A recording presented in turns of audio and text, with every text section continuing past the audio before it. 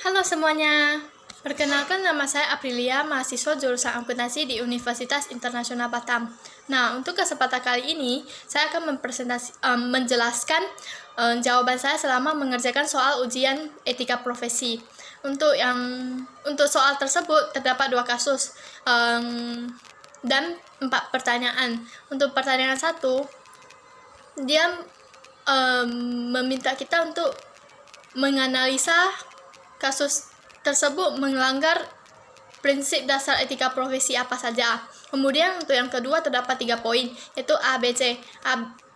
Untuk poin A, dia meminta kita untuk menjelaskan secara inti apa yang kita dapat dari hasil analisa kasus tersebut. Dan untuk poin B, pihak mana saja yang dirugikan. Kemudian untuk poin C,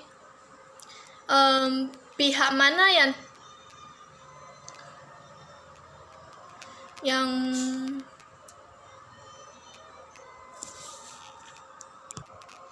terlibat dalam kasus tersebut.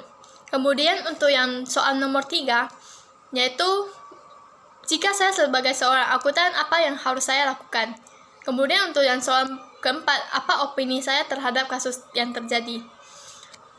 Nah, saya akan memulai dengan kasus pertama. Kasus pertama, setelah saya analisa kasus tersebut, menurut saya kasus tersebut melanggar 5 prinsip dasar etika profesi. Yang pertama yaitu prinsip integritas. Prinsip ini mengatur agar seorang akuntan harus memiliki rasa kejujuran. Kemudian untuk yang kedua yaitu prinsip perilaku profesional.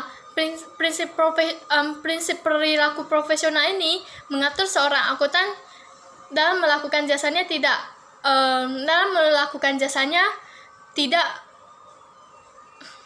harus menjaga reputasinya.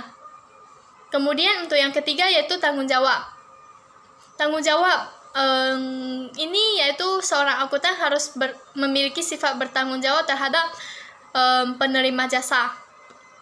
Kemudian yang keempat yaitu kepentingan publik. Kepentingan publik ini mengatur seorang akuntan harus memiliki tanggung jawab publik terhadap masyarakat umum. Kemudian untuk yang kelima yaitu standar teknis, yang dimana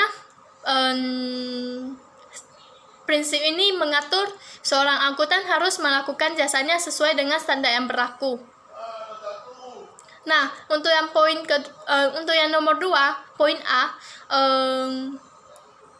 dari hasil analisa saya, kasus tersebut terdapat seorang Rus yang mana jabatannya yaitu sebagai presiden, dan kemudian dia melakukan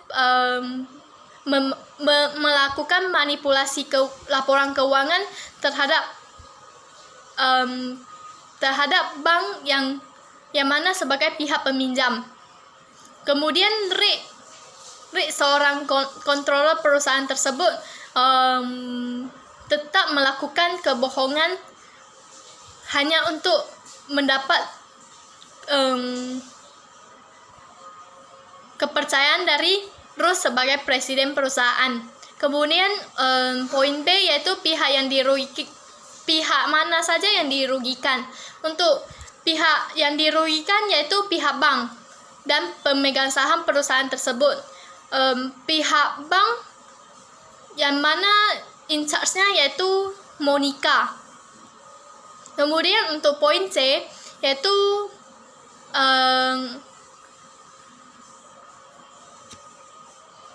resolusi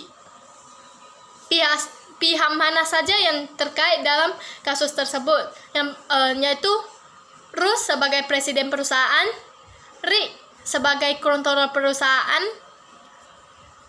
Monica sebagai in charge dari pihak bank. Kemudian untuk soal ketiga yaitu jika saya seorang akuntan, apa yang harus saya lakukan? Saya akan melakukan audit secara keseluruhan sehingga laporan keuangan tersebut disajikan dengan benar dan nyata, dan kasus tersebut tidak akan terjadi. Kemudian untuk yang poin keempat, menurut opini saya, menurut opini saya kasus tersebut tidak harus terjadi, karena jika terjadi terdapat pihak yang dirugikan. Nah, sekarang kita akan membahas kasus kedua.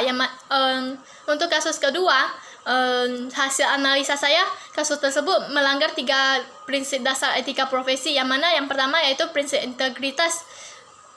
Prinsip ini mengatur kejujuran seorang akuntan terhadap penerima jasanya. Kemudian untuk yang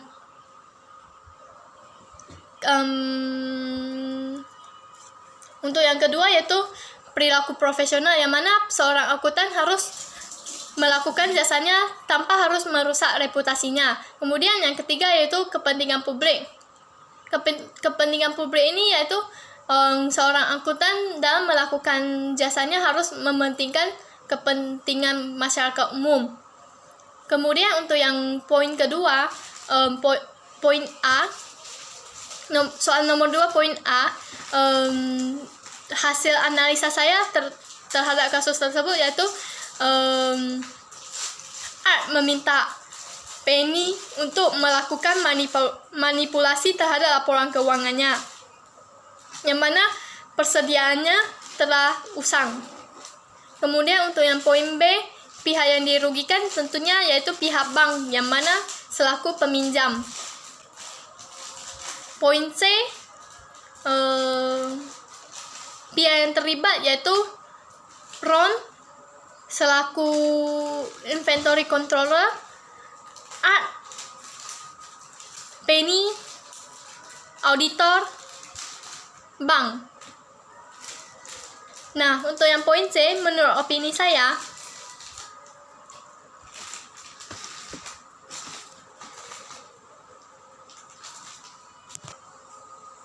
yang menyebabkan, untuk yang ketiga yaitu yang menyebabkan kasus tersebut terjadi yaitu perusahaan memiliki keusangan persediaan, sehingga dari pihak perusahaan ingin memanipulasi laporan keuangannya terhadap laporan keuangannya yang akan membohongi pihak bank. Kemudian yang keempat yaitu opini saya terhadap kasus tersebut. Menurut opini saya, kasus tersebut tidak boleh dilanggar karena ada PSAK yang mengatur tentang persediaan. Jadi dari kasus tersebut telah melanggar PSAK yang berlaku di negara tersebut. Sekian dari penjelasan saya terhadap jawaban saya. Terima kasih.